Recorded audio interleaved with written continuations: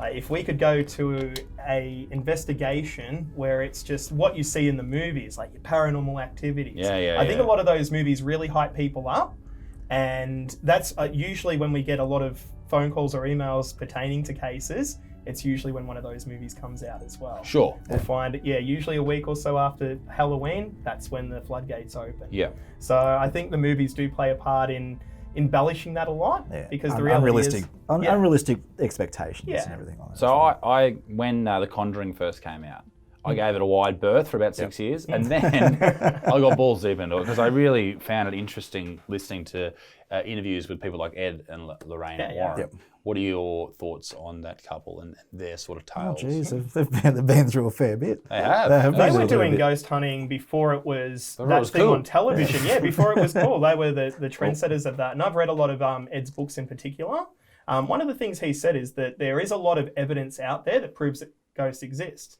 But because the scientific community won't accept that because they can't explain it, it's kind of left in that grey area. So a lot of the stuff, he said he's got hundreds of hours of footage and documentation that basically, he says, proves the existence of spirits and ghosts and demons and everything that they've worked with. But I mean, there's also a hint of skepticism to that as well, because as much as I've read his books and done my research, I haven't seen that from his point of view. See, I was extremely skeptical with religion when I was younger, and I was a hard atheist. But now I'm to the point where, and for the last few years, I sort of have to be agnostic if I'm realistic, because there's no proof to me saying that what is written in religious text is correct, but there's also nothing that suggests that it's not. Yeah, that's it. You can't say that there's not a God because there's no proof that there is or there isn't. Yeah. I think being open-minded to it all. I think there has to be the same for spirits. Yeah, 100%. There's no solid proof, and there's no solid proof there isn't. Yeah.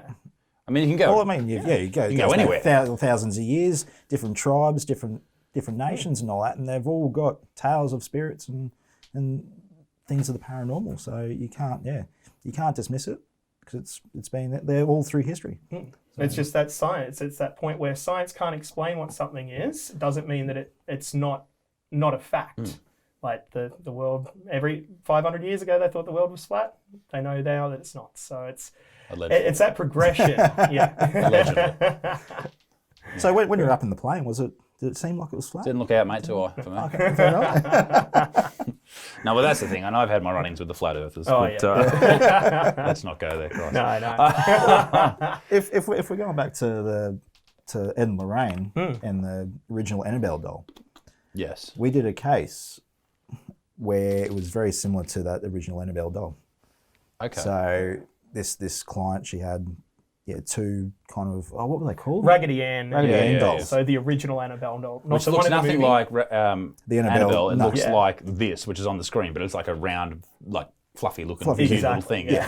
And they were bought from a deceased estate in the US. Oh, why would you buy them from a deceased estate? Exactly. But then, what's from Kmart? But then what happened was they were left in a suitcase, and all the activity was happening until they were let out, and then everything was peace and quiet after that. But one of the Raggedy Anns was actually stitched back up around the head.